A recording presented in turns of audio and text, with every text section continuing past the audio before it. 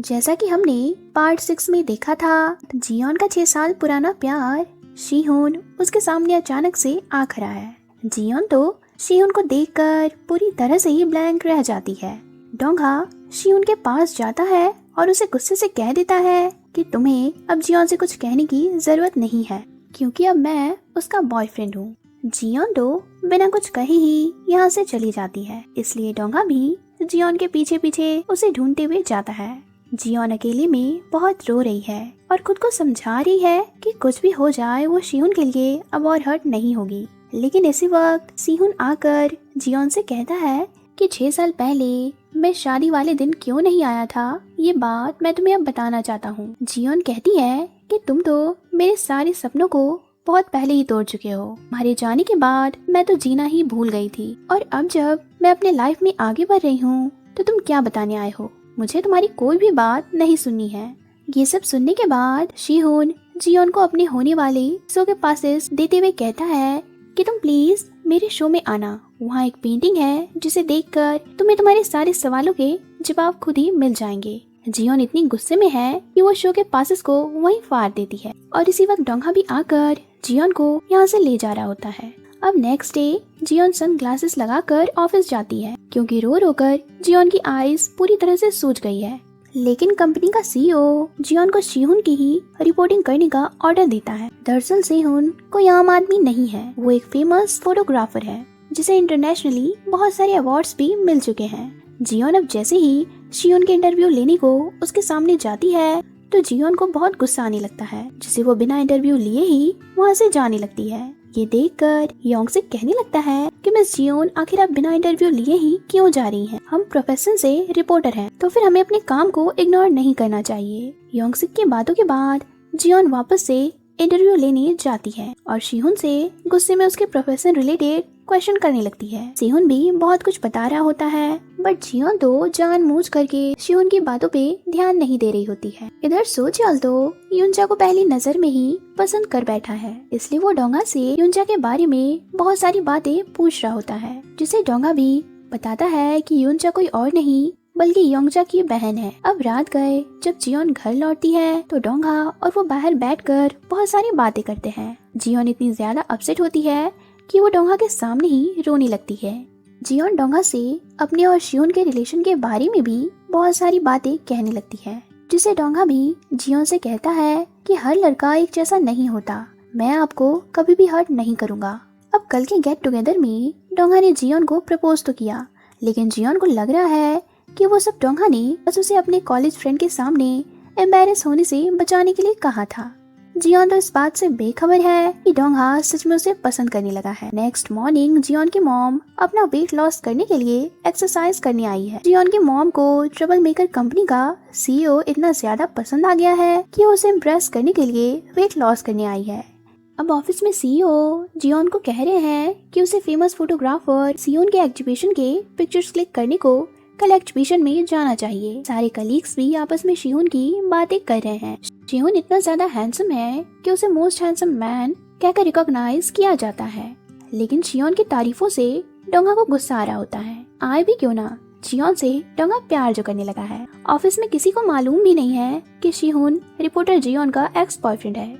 लेकिन थोड़ी देर बाद डोंगा खुद ही शीहुन के घर जाता है, क्योंकि योंगसिक ने कल शीहुन का इंटरव्यू लेते हुए एक फाइल वहाँ छोड़ दी थी। डोंगा जब शीहुन के घर आता है तो बाय चांस उसे वहाँ कुछ नैरोटिक्स पेन किलर्स के प्रिस्क्रिप्शंस दिखते हैं, और साथ ही जियोन एंड शीहुन के 6 साल पुरानी एंगेजमेंट वाली रिंग भी दिखती है। डोंगा ये सब देखकर समझ जाता है कि शीहुन किसी रीजन से ही 6 सालों तक जियोन से दूर रहा है और वो जियोन से अभी भी प्यार करता है। इन सब के बाद डोंगा फौरन घर जाकर जियोन के लिए एक स्पेशल डिनर प्रिपेयर करता है, क्योंकि वो समझ चुका है कि शीहुन जियोन से बहुत प्यार करता है। ये जानने के बाद कि 6 सालों से शीहुन किसी बहुत बड़ी प्रॉब्लम के कारण ही वापस नहीं आया, तो जियोन भी शीहुन की वापस से हो जाएगी और डोंगा अकेला रह जाएगा। इसलिए जितने पल भी जियोन उसके साथ है वो इन मोमेंट्स को बहुत स्पेशल बनाना चाहता है। वो बैठकर जियोन के साथ डिनर करता है और बहुत सारी बातें भी करता है। अब नेक्स्ट डे एग्जीबिशन में जियोन डोंगा के साथ आती है और यहाँ आकर जियोन एग्जीबिशन में पेंटिंग देखती है तो उसकी नजरें पेंटिंग पे ही टिक जाती है, क्योंकि वो पेंटिंग किसी और की नहीं बल्कि जियोन की ही होती है। वहाँ आए सारी रिपोर्टर्स को जब मालूम हो जाता है कि पेंटिंग वाली लड़की जियोन है तो सारे रिपोर्टर्स भी जियोन को घेर लेते हैं। डोंगा भी जियोन को भीड़ से ले जाने को आ रहा होता है कि शिहोन जियोन का हाथ पकड़कर रिपोर्टर से बचकर वहाँ से भागने लगता है। एक तरफ ये लोग रिपोर्टर से छुपने की कोशिश कर रहे हैं और दूसरी ओर शिहोन के सेक्रेटरी जेही डोंगा को अकेले में कह रही है कि अगर तुम जियोन से प्यार करते हो तो जियोन के साथ यहाँ से चले जाओ और दोबारा कभी भी शिहोन के पास मत आना। यहाँ पर जेही की सारी बातों को सुनने के बाद डोंगा समझ जाता है कि 6 साल पहले जियोन एंड शिहोन का रिलेशन तुड़वाने वाली जेही है, क्योंकि जेही भी शिहोन को पसंद करती है। इसलिए डोंगा भी जियोन एंड शिहोन के पास जाकर बताता है कि 6 ईयर पहले उन दोनों को अलग करने वाली जेही थी। रियलिटी जानने के बाद जियोन बहुत इमोशनल हो जाती है और शिहोन के साथ बहुत सारी बातें करके सारी मिसअंडरस्टैंडिंग को क्लियर कर रही है। डोंगा तो सोच रहा है कि जियोन अभी तक घर क्यों नहीं आई, क्या अब शिहोन के आने के बाद वो मुझे भूल जाएगी। इधर शिहोन जियोन को सारी सच्चाई बताते हुए कह रहा है कि 6 साल पहले शिहोन जब शादी करने के लिए आ रहा था तो सिविल वॉर के दौरान उसे गोली लगी थी, जिसके बाद वो 2 मंथ्स तक कोमा में रहा और कोमा से निकलने के बाद भी वो ठीक नहीं हुआ।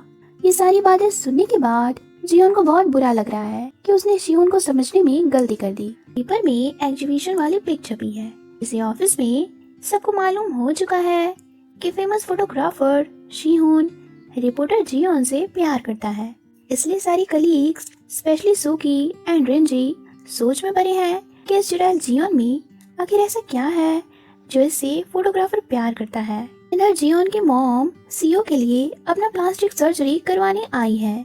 प्लास्टिक सर्जरी करवाकर वो सुंदर दिखेगी, लेकिन काफी दिनों से हैवी डाइट फॉलो करने की वजह से जियोन की मॉम की तबीयत बिगड़ जाती है। इस बात की खबर डोंगा को जैसे ही मिलती है वो जल्दी से जियोन की मॉम को देखने अकेले ही हॉस्पिटल आता है। इनफैक्ट वो जियोन की मॉम की बहुत केयर भी करता है।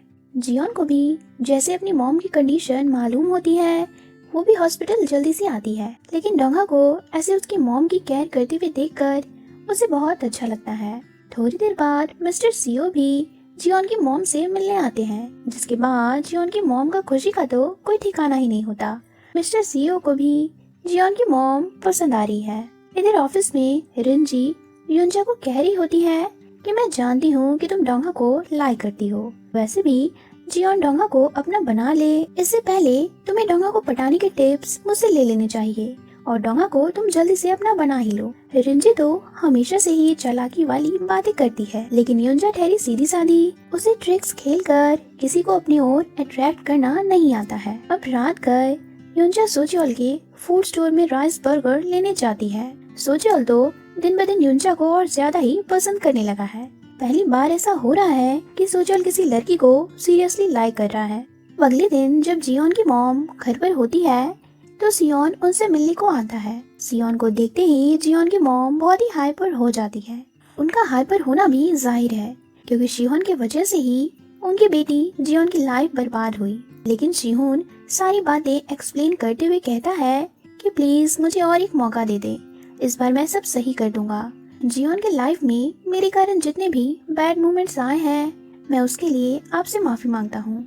जियोन की मॉम तो बीते दिनों को याद करके कहने लगती है कि तुम मेरे लिए 6 साल पहले ही मर चुके हो, कहकर वो अंदर जाकर बहुत रोने लगती है। इधर जियोन ऑफिस में बैठकर हर रोज पेपर में एक ही हेडलाइन पढ़ के थक चुकी है। दरअसल पेपर में हर रोज ही फेमस फोटोग्राफर शियोन के लव लाइफ के बारे में न्यूज़ेस आती हैं। इसलिए जियोन अब डिसाइड करती है कि वो शिहोन के लाइफ जर्नी पे एक आर्टिकल लिखेगी, ताकि लोगों को ये भी मालूम हो कि शिहोन ने लाइफ में कितना स्ट्रगल किया और इतने स्ट्रगल के बाद आज वो एक फेमस फोटोग्राफर है। आर्टिकल लिखने के लिए जियोन को शिहोन से मिलकर उसकी लाइफ की उन घटनाओं को भी जानना होगा जिसे वो आज तक नहीं जानती।